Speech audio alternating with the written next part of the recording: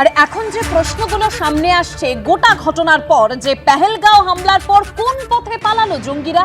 বাইসারান ভ্যালির পিছনের জঙ্গলে কি আত্মগোপন করে আছে জঙ্গিরা? এনআইএ, সেনা আধিকারিক ও জম্মু কাশ্মীর পুলিশের যৌথ অভিযান, জঙ্গিদের খোঁজে ড্রোন উড়িয়ে সেখানে তল্লাশি অভিযান চলছে। তবে জঙ্গিদের মদতদাতা কে?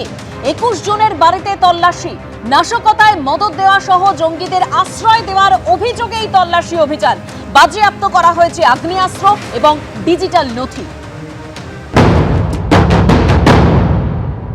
পেহেলগাঁওয়ের বৈশারণ ভ্যালিতে যারা হামলা চালিয়েছিল তারা কোন পথে পালাতে পারলো বৈশারণ ভ্যালি থেকে? তারা কি এখনো পর্যন্ত বৈশারণ ভ্যালির পিছনের দিকের যে বিস্তীর্ণ জঙ্গল এলাকা সেখানে আত্মগোপন করে আছে?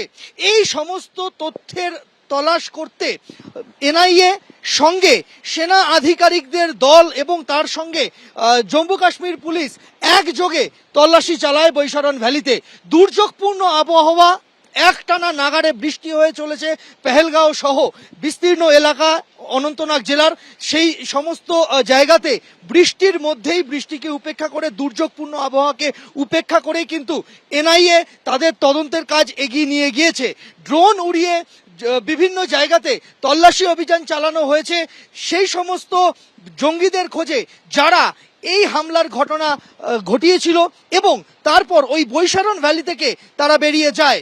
এই মুহূর্তে দুর্যোগপূর্ণ আবহাওয়া আমরা দেখতে পাচ্ছি। আমরা দাঁড়িয়ে রয়েছি একেবারে পেহেলগাঁওয়ে বৈশারণ ভ্যালির সামনে। আমরা দেখতে পাচ্ছি যে এখান থেকে বয়ে যাচ্ছে লিদার নদী এবং এই এলাকাতেই কিন্তু একটানা বৃষ্টি হয়ে চলেছে।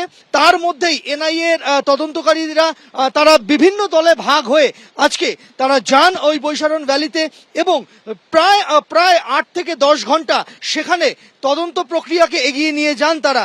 ইতিমধ্যেই জম্মু কাশ্মীর পুলিশ তারা বিভিন্ন জায়গাতে এই জঙ্গিরা কাদের আশ্রয়ে ছিল, কে তাদের মদতদাতা, এই বিষয়ে কিন্তু ব্যাপক তল্লাশি অভিযান চালিয়েছে।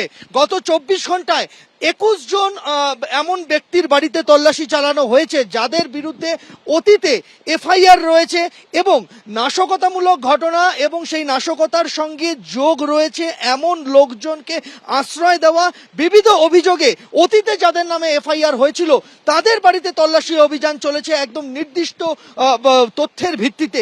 সেই তল্লাশি অভিযানের পরে বেশ কিছু গুরুত্বপূর্ণ নথি, ডিজিটাল এভিডেন্স, আগ্নেয়াস্ত্র বাজেয়াপ্ত হয়েছে এমন খবর কিন্তু জম্মু কাশ্মীর পুলিশ সূত্রে পাওয়া যাচ্ছে। এখন দেখার বিষয় এটাই যে এনআইএ যে তদন্ত প্রক্রিয়া শুরু করেছে সেই তদন্ত প্রক্রিয়া কতদূর এগোয় এবং শেষ পর্যন্ত যারা এই ঘটনা ঘটালো তাদের খোঁজ মেলে কি মেলে না। প্রীতম চক্রবর্তীর সঙ্গে সন্দীপ সরকার, এবিপি আনন্দ, পেহেলগাঁও।